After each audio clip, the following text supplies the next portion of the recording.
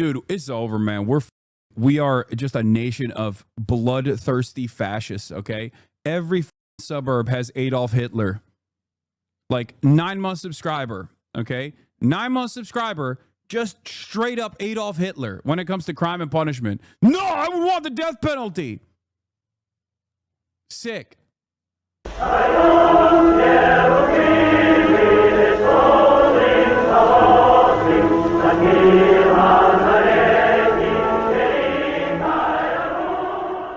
Say that like the tariffs and the exemptions are not consequential. It's far more consequential than the Doge cuts, which isn't to say that those Doge cuts aren't consequential. But this, ironically enough, this thing that not enough people are paying attention to is far more significant for our future. Because the reality of the matter is, you do the Doge cuts, people revolt, okay? People rise up. Let's say they fire every federal employee, right? And then the people go, what the fuck are you doing? You just fired every single person. How dare you? You start protesting in the street. His administration comes in and black bags key leadership in those protests, and they ship him off to El Salvador. Boom. All of a sudden, there's nothing. You can't do anything. There's no free speech anymore at this point. There's no due process anymore at this point. And when you get deported to the CCOD facility, you have no way of return. So it doesn't even matter. It is one of due process and First Amendment rights are the most consequential remaining the most consequential remaining protections that we have that they are actively destroying. And ironically, the sad state of affairs is that many of these people are either completely oblivious to this stuff. I've been ringing the alarm bells on this for quite a while now. And I think that most Americans are completely either A, oblivious to this shit, or B, perhaps even worse than being oblivious, the ones who are knowledgeable about what's going on here are in support of it. They are championing it.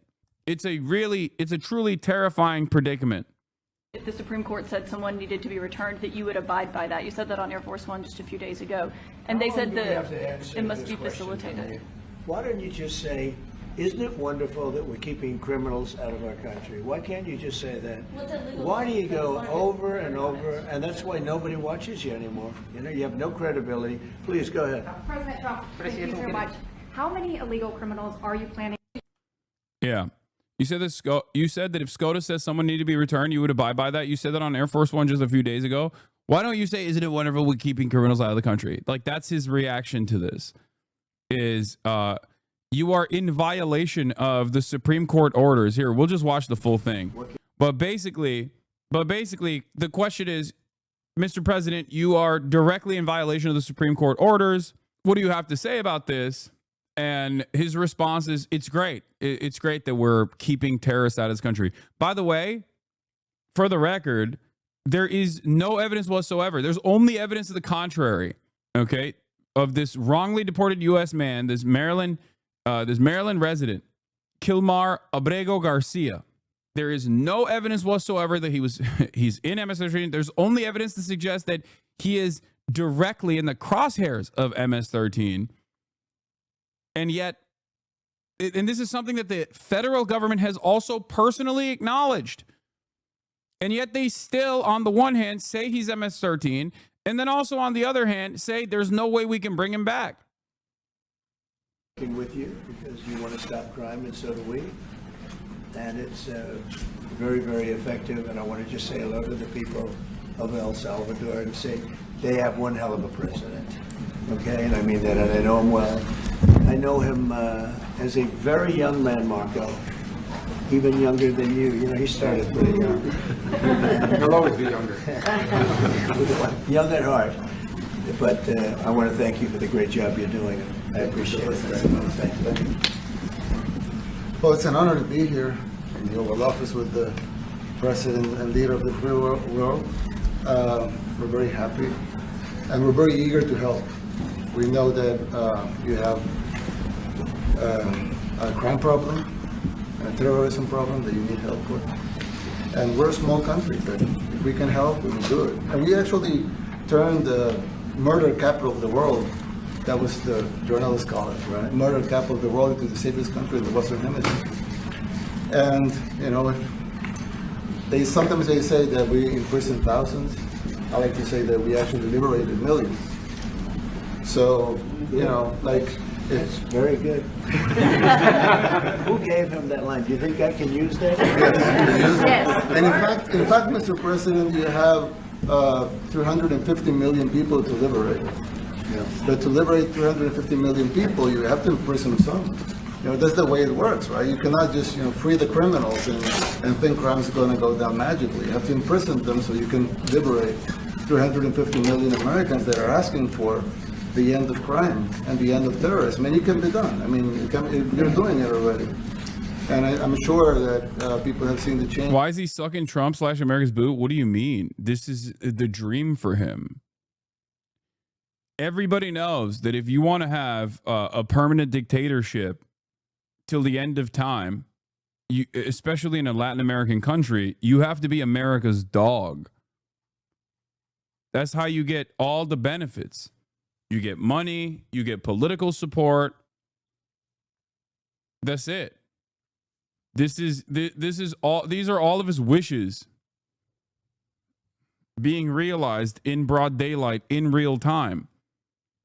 Bukele has been able to generate a lot of goodwill, partially as a consequence of how violent MS-13 was, and how much people were, you know, how much people just could not deal with the impact of MS-13's violence, and basically turned his police apparatus into a gang that is even more powerful than MS-13, partially while collaborating with MS-13, potentially collaborating with MS-13 as well.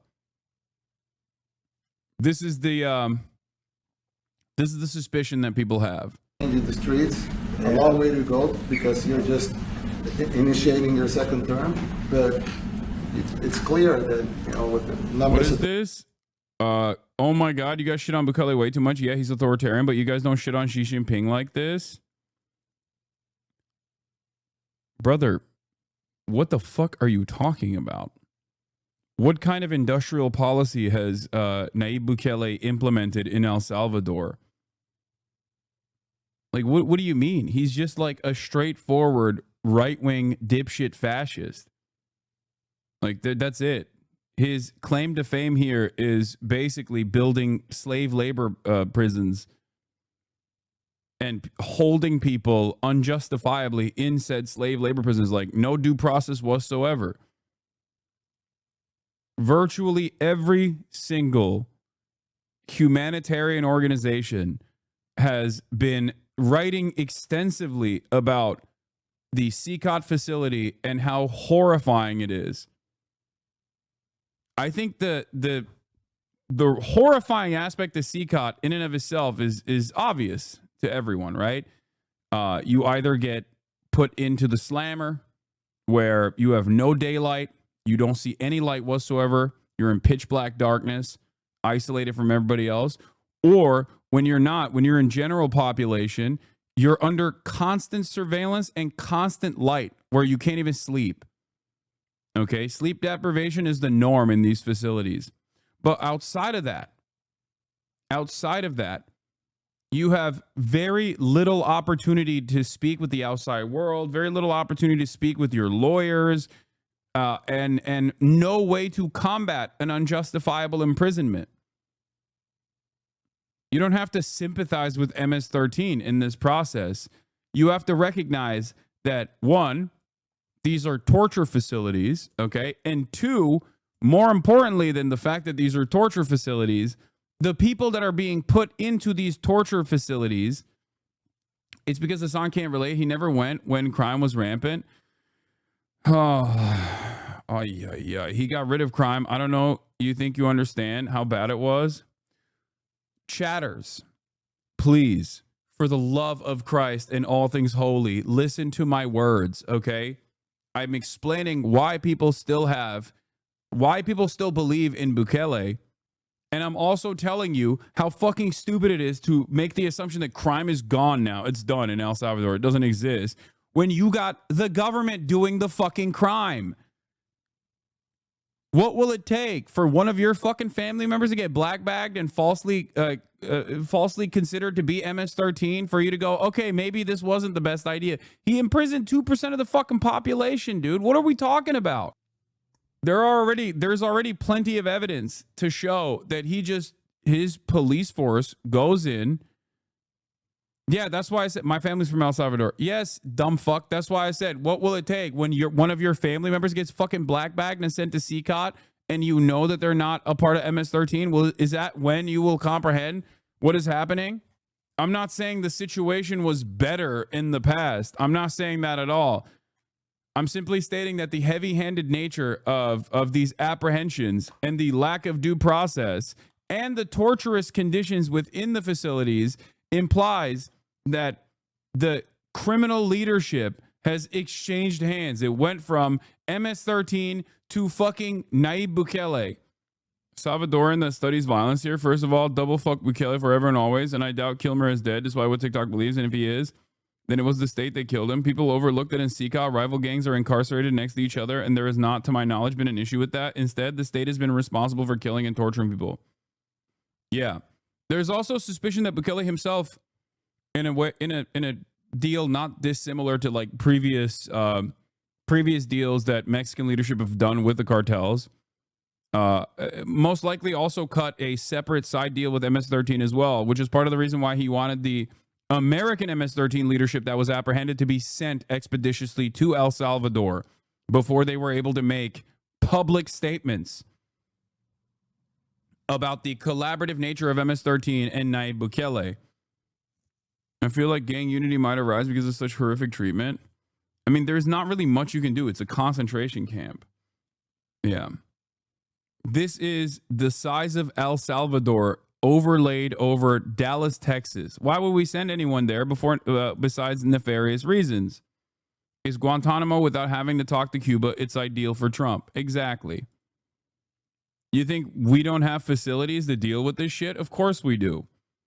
It's just this way you get to wash your hands over the death camp happening on U.S. soil. Did you not see that I said only the worst are sent to CCOT and the rest focus on rehab? CCOT is the worst? No, you're wrong. You're just, I think you're delusional. You're absolutely wrong. No, it's not the worst of the worst that are sent to CCOT, dumb fuck. What are you talking about? That's the entire problem here. No, it's random people, random street vendors, for example. It's whoever the fuck the police decide is MS-13, and there's no due process. That's kind of the whole problem here happening in America as well. You're just making shit up. No, Nayib Bukele initially wanted to focus on rehabilitation, focus on solving the underlying economic problems where crime manifests. That's true. That is how Nayib Bukele actually rose to power, and then very quickly was like, yeah, fuck all that. They literally grab people for tattoos, even if it's not MS-13 related tattoos. They grab people for being street vendors if they've been threatened by MS-13. It has nothing to do with actual MS-13 gang activity. The idea that it's like the most rugged of the MS-13 criminals that are being shipped into the facility is wrong. And that is just for the Salvadorans. Like, we're not even talking about the people that we've shipped over there. Okay? It's outlined in this article. El Salvador named one of the world's safest countries. At what cost?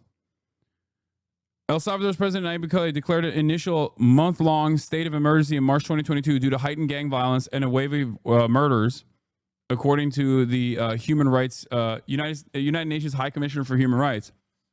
So far, the state of emergency has been renewed 30 times, the latest of which was announced by the Salvadoran Legislative Assembly on October 4th. To date, this tool has allowed 604 days without homicides and the arrest of more than 82,000 people linked to gangs. In addition, it has positioned the country among the safest in the world. The state of emergency suspended several Salvadoran rights and freedoms as per the OAS. 1. Right of assembly, freedom of association, right to be informed of the reasons for detention, inviolability of correspondence and telecommunications. Regardless, the entity does recognize a constant decrease in homicide cases, with the rate per 100,000 people going from 21.2 in 2020 to 4.9 in 2023. Okay?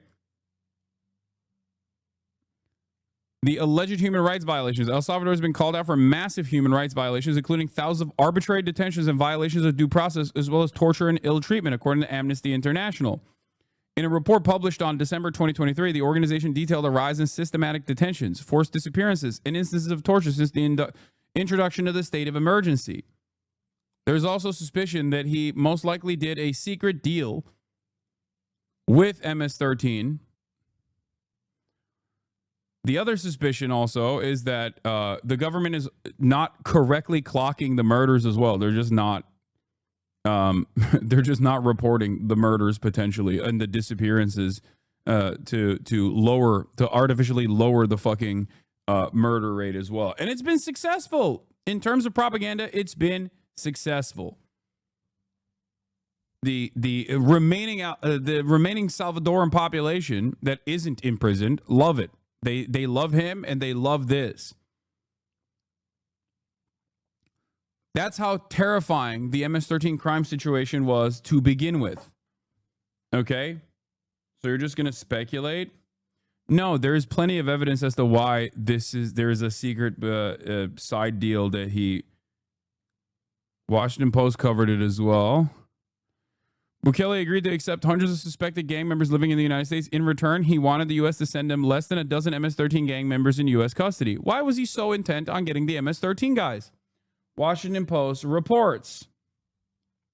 Some Salvadoran analysts believe Bukele wants the gang leaders back so they won't testify about his government's involvement with them and potentially put him in legal trouble. If these returns of Salvadoran gang members continue, it takes away the possibility that the U.S. judicial system will open a case against Bukele for negotiations and agreements with terrorist groups, said Juan Martinez de Bucion, an anthropologist who has studied the gangs. Bukele has denied making deals with gangs. Such negotiations by his predecessors were highly unpopular domestically. A lot of ultra-conservative people and even non-conservative people in El Salvador like Bukele. They think he has been able to put a dent in the crime that MS-13 is engaged in. And to a certain degree, it has been successful. The problem here, however, is not that the incredible torture prison scheme that he has created is horrifying in and of itself. The issue also is that they're grabbing random people off the street with no due process. Like, what the fuck are you talking about? Yeah, if you become the crime, if the government becomes the MS-13 gang, then yeah, technically there is no crime.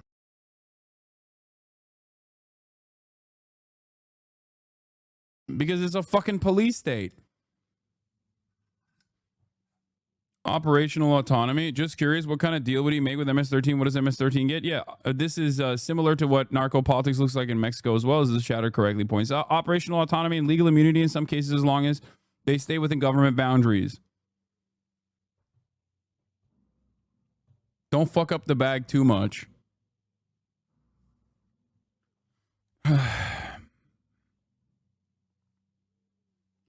Then why are his approval ratings so high? I don't know. Think about the United States of America.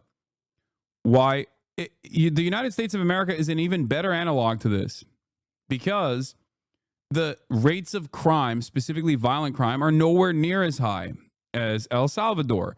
And yet the people were made to believe that there is like an undocumented migrant crime panic that has taken place in this country, and therefore are totally fine with these sorts of insane, unprecedented schemes that the Trump administration is engaging with right now. It's directly Hitlerian policy, and most people are either A, oblivious to it, or B, the ones who are aware of it are in support of it. So think about how that can happen.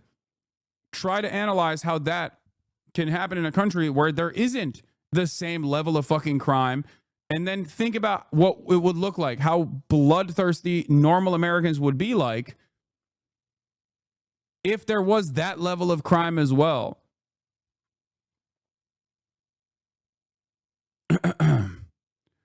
The United States Department of State also recognizes the allegations in their El Salvador Human Rights Report in 2023, signaling arbitrary killings, cruel treatment by security forces, harsh and life-threatening prison conditions, and extensive gender-based violence as some of the barriers which have undermined President Bukele's security strategy. The Socorro Judicio Humanitario Foundation, which provides free legal advice to innocent Salvadorans criminalized by the state of emergency, has reported 315 deaths of incarcerated people since the establishment of the measure in 2022. The most prevalent causes of death signaled by the association are violence and lack of medical attention, although unknown causes of death have increased in 2024. These people only had the right to a hearing for the imposition of captivity measures, after which they died under the guardianship of the state.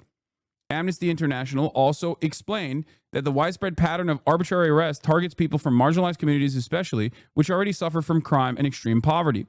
The conditions that inmates experience within these prisons has also been heavily denounced by human rights organizations. As per the OAS, incarcerated individuals are stripped down to their underwear, placed in small cells where they sleep on the floor, and do not have access to clean water or food. So the torturous conditions are already fucking inhumane and unacceptable. Even when they are torturing MS-13 gang members, by the way, just so you understand.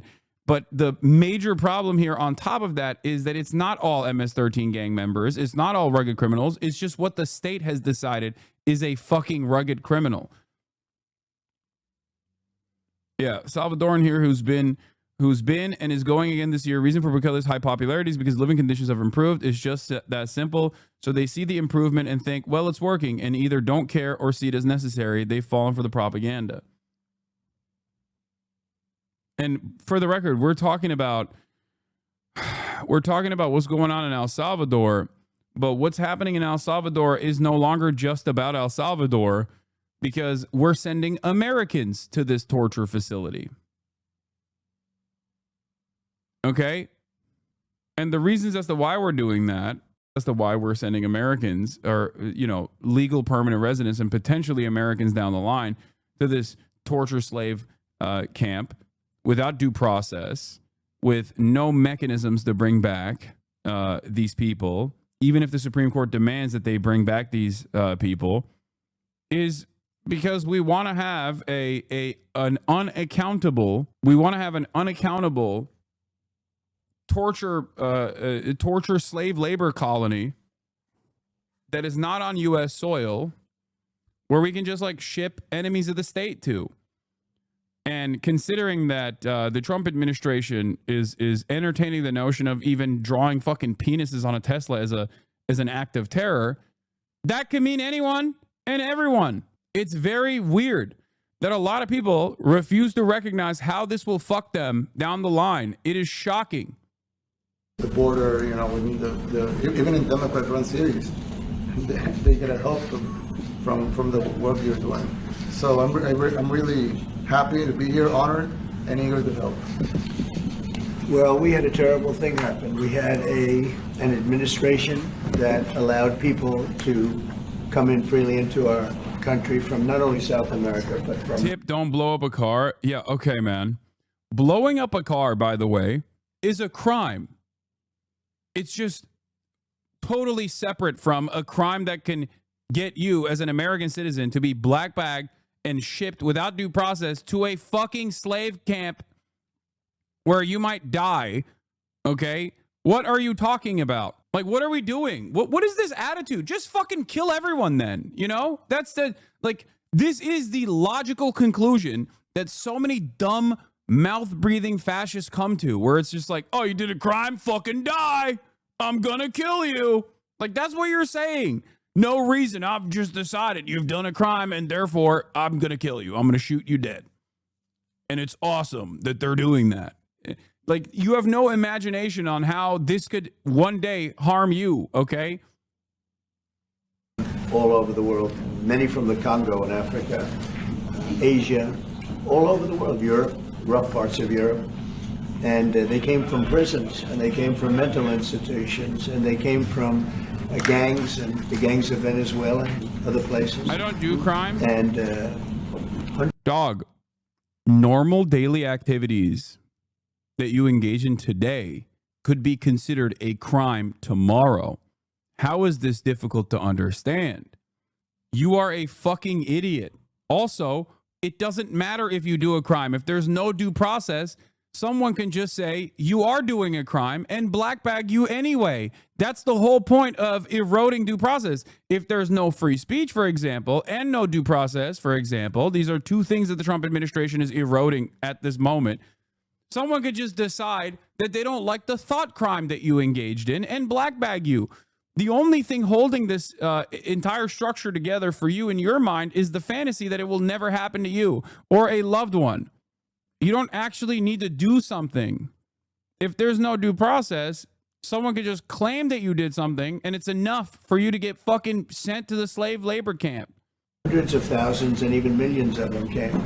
21 million people altogether, but many of the people that came, just a tremendous percentage of them were criminals, in some cases violent criminals. We had 11,088 known murderers. Half of them murdered more than one person. This was allowed by a man who, what he did to our country is just unbelievable. So we're straightening it out. We're getting him out.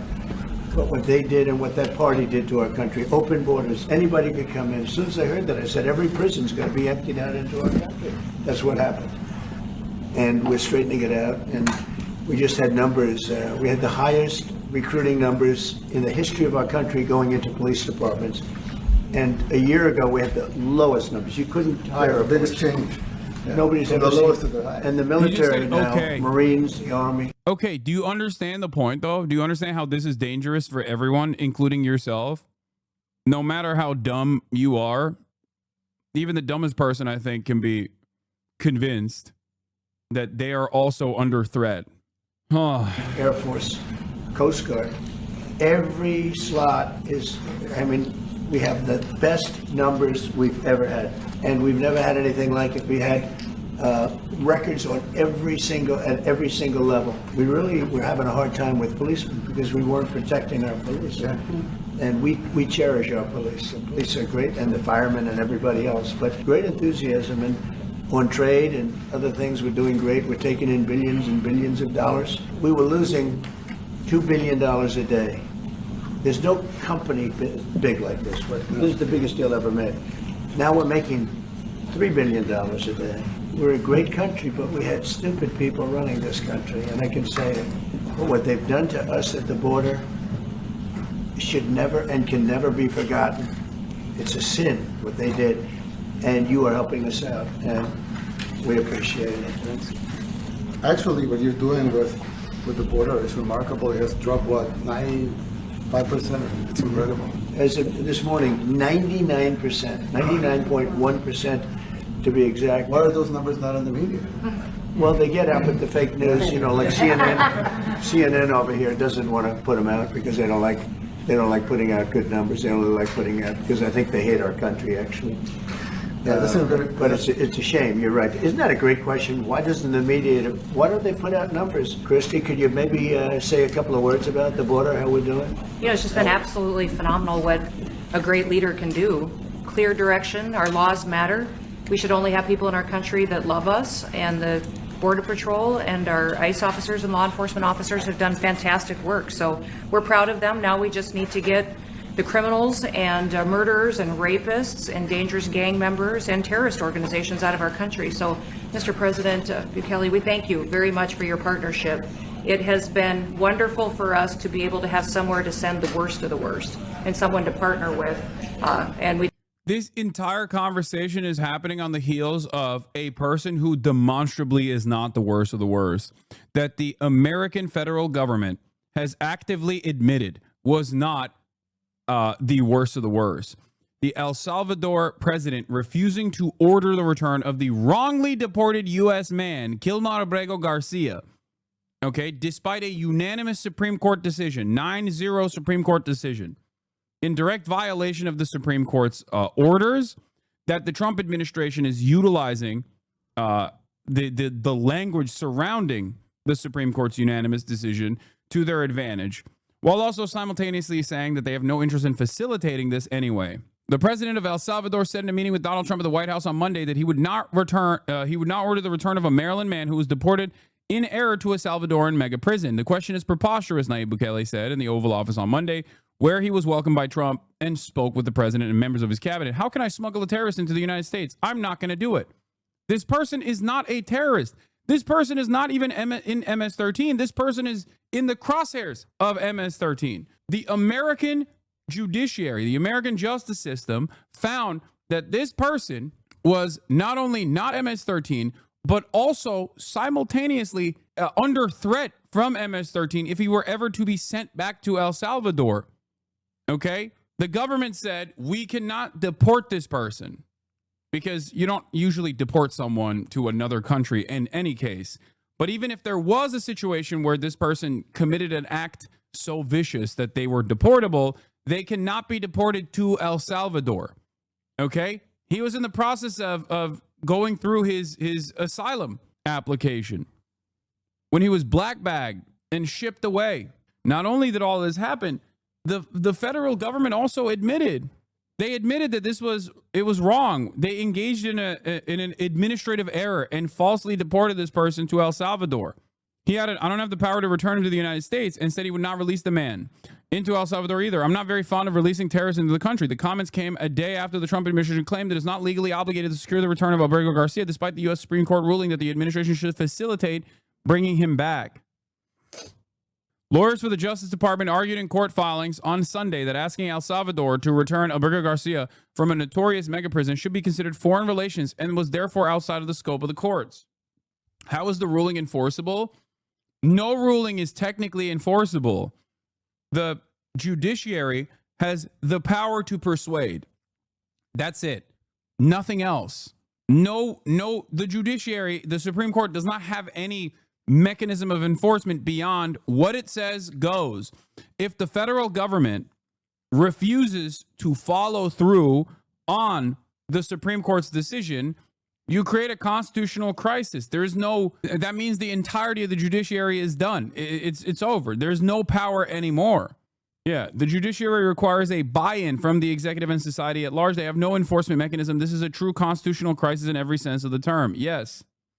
So what's happening right now with Nayib Bukele is the Trump administration basically saying, fuck you going to do about it? We'd like to continue that partnership because it's been a powerful message of consequences. Mr. President, you wanted people to know that there was consequences if you break our laws and harm our people and endanger families. And this is a clear consequence for the worst of the worst, that we have somewhere to put them. Yeah, we even had this gang member from Venezuela, one of the ones you sent, and then we said, well, what's the last thing you do? And he said, well, I shot a cop in the leg, but I didn't kill him. I just shot him in the leg. And we're like, this guy was arrested 6 times here in the United States, 6 times. The last time he shot a cop, actually, and he shot him in the leg. I mean, yeah, there's something broken. It's the liberal establishment, but they're not running things anymore in this country, and we're run by, and I don't say conservative, I don't say anything, we're run by people with great common sense. Yeah, common sense. Yeah, that's not the point, is it? That's not who we're talking about right now, is it? You know? Even that guy should still go through the criminal justice system here in the United States of America. If he shot an American cop, he needs to go to American prison. That's my attitude on this issue, but like sending him to fucking El Salvador is insane. It doesn't make any sense.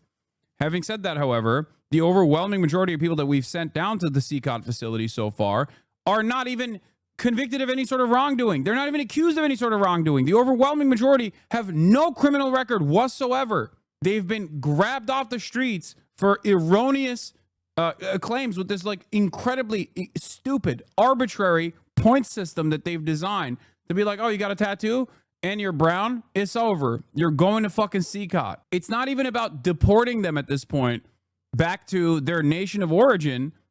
It's just straight up permanently jailing them in a slave camp. It is fucking insane. It's all common sense. It's not liberal conservative. It's common sense. Like, do you allow men to play in women's sports? Do you allow men to box your women and box? Because I know you have a lot of boxing. But we have people that fight to the death because they think men should be able to play in women's sports.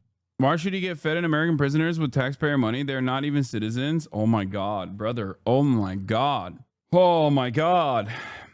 How are we having this conversation over and over and over again every single time? Okay.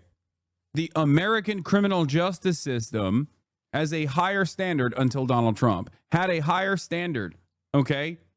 The entire purpose is to make sure that justice is served. You understand? If an undocumented migrant shoots and kills, I doubt that. What do you mean you doubt that? Well, that's not an argument. Okay, never mind. You doubt it. Okay, well, I guess fucking owned.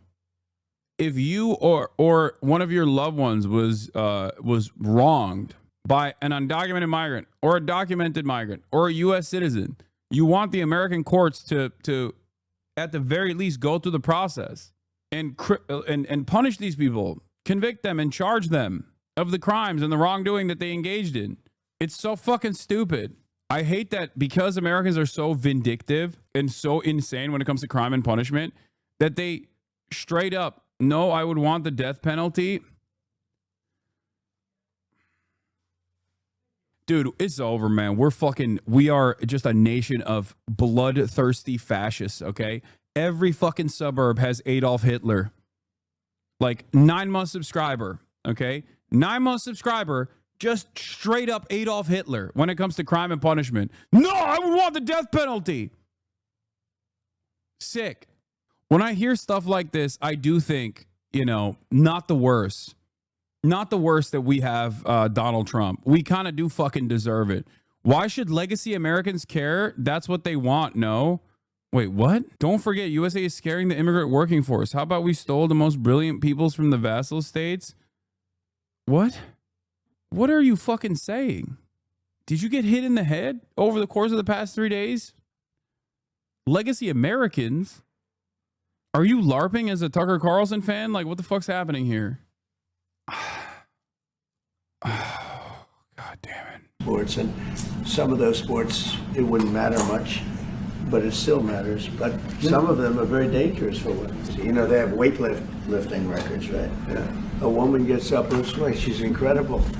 Oh my God, they're fucking talking about like trans athletes. I'm losing my fucking mind, dude. This is such... Ugh.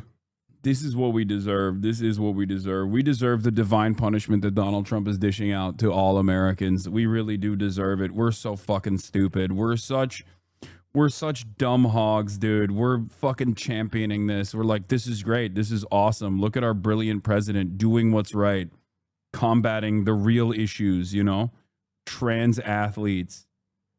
Documented New York reports that one of the Venezuelans deported to El Salvador was a 19-year-old with no criminal record, no tattoos, and who wasn't even a target of the ICE operation, but ended up sent there anyway. An ICE agent even said he's not the one when arrested. Wilmer only found out his son had been detained after receiving a phone call on March 15th from his nephew, Luis, who lives with them. That morning was their last time together. They had gone around the corner to do their laundry. Later that day, Wilmer said his son met with a friend to get some help with some errands at the American Red Cross. He learned this from Luis, who looked at the situation from inside the apartment. When his son was on his way back, just steps from his home, ICE agents stopped him. The officers grabbed him and 2 other boys right at the entrance to our building. One said, no, he's not the one, like they were looking for someone else. But the other said, take him anyway.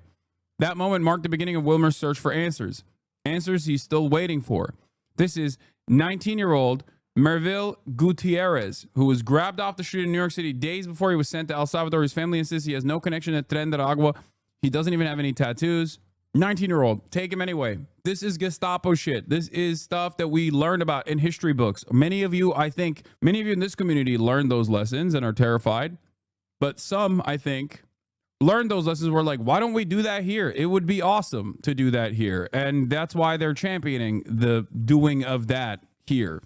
Dude, come on, man. Come on. Like, you take a week off. In the midst of all of this, you're like, here's the poop sock. Like, you think this is a good opportunity for a poop sock chatter? Let's hear the question from this very low-rated anchor at CB. Thank you, President. Do you plan to ask President Bukele to help return the man who your administration says was mistakenly deported? The man who was mistakenly deported to El Salvador? Well, let me ask Pam, would you answer that question? Sure, President. First and foremost, he was illegally in our country. He had been illegally in our country. And in 2019, 2 courts, an immigration court and an appellate. This is insane to me. Like, the government openly at this point recognizes that they did the wrong thing. And a part of recognizing that this was an administrative error means recognizing the lower court decision, the immigration court decision to offer this person protected status against deportation from the United States of America, specifically to El Salvador. And they just simply lie over and over again. In the court proceedings that took place, they found out that this person was not a part of MS-13, that the confidential informant that lied to the police that he was MS-13 claimed that he was in New York. This person had never been in New York. On top of that, he was able to prove that if he were to be sent back to El Salvador, his life would be in danger. This is precisely the reason why they got the protections. It's crazy. Why won't reporters fact check them? There is nothing you can do. There's not really much you can do in terms of fact checking. I mean, he also said that Zelensky started the war again. You know what I mean? He's just like lying about so many different things. I mean, look, here it is. The war between Russia and Ukraine is Biden's war, not mine. I just got here and for 4 years during my term had no problem in preventing it from happening. President Putin and everyone else respected your president. I had nothing to do with this war, but I'm working diligently to get the death and destruction to stop. If the 2020 presidential election was not rigged, and it was, in so many ways, that horrible war would have never happened. President Zelensky, crooked Joe Biden did an absolutely horrible job in allowing this travesty to begin. There were so many ways of preventing it from ever starting, but that is the past. Now we have to stop. Now we have to get it to stop and fast. So sad. He's a citizen of El Salvador. So it's very arrogant even for American media to suggest that we would even tell El Salvador how to handle their own citizens as a starting point.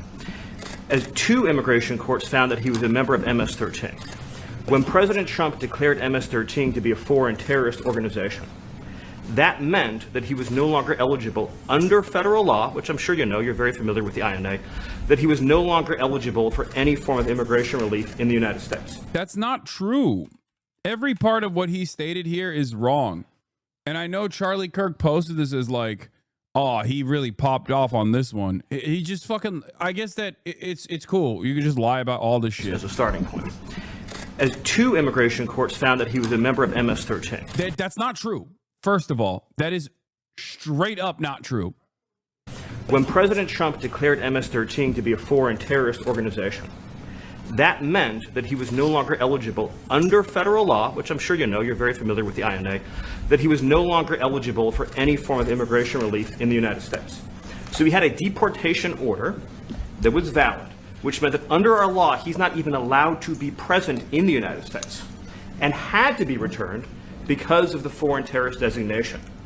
This issue was then, by a district court judge, completely inverted, and a district court judge tried to tell the administration that they had to kidnap a citizen of El Salvador and fly him back here.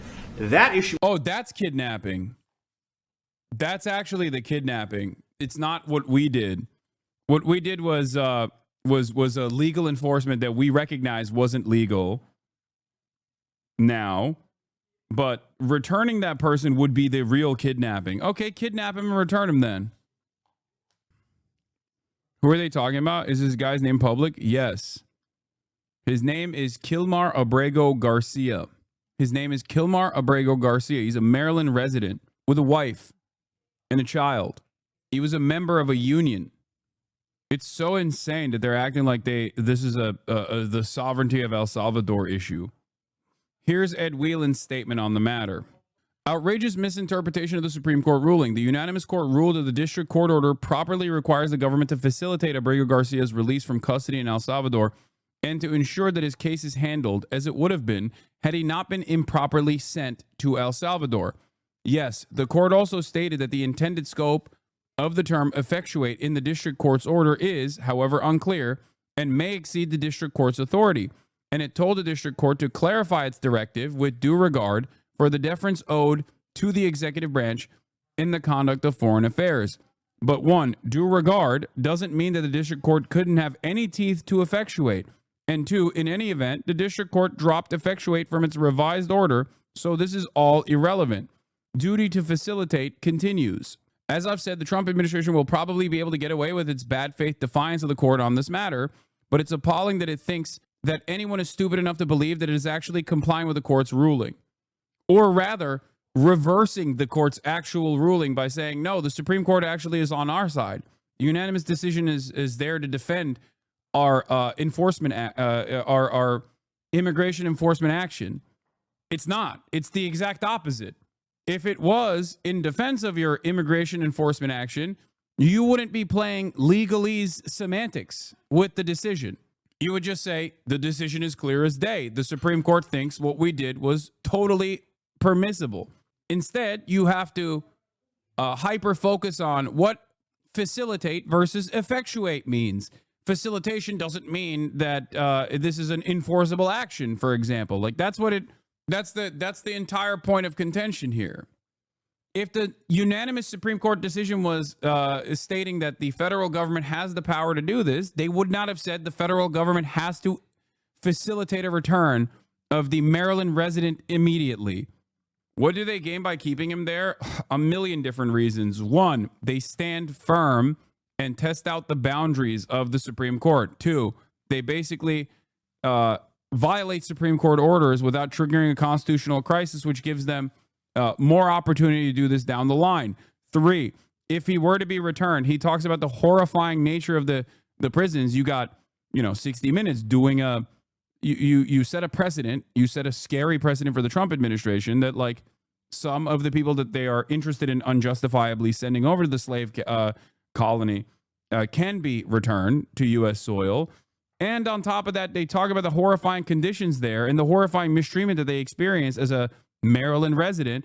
All of a sudden, it destroys the secretive nature of these operations, because you don't want any microscope on this. Okay, you don't want any sort of attention being brought forward here. They're trying to basically start a process in which they have enough utilizing the pre-existing legal restrictions to their advantage to slowly but surely erode the last mechanisms of safety that would stop the administration from doing stuff like this, whether it be due process, whether it be,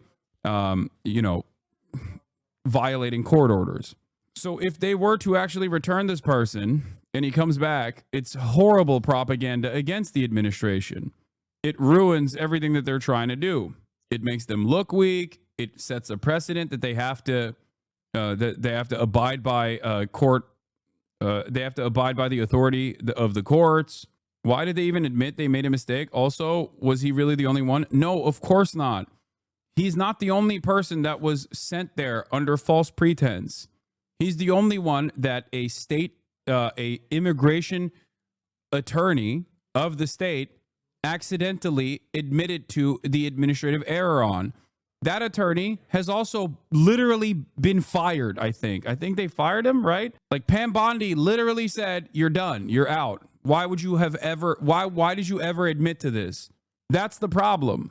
Virtually all of the people, with the exception of like a handful, are actually sent to El Salvador under similar conditions.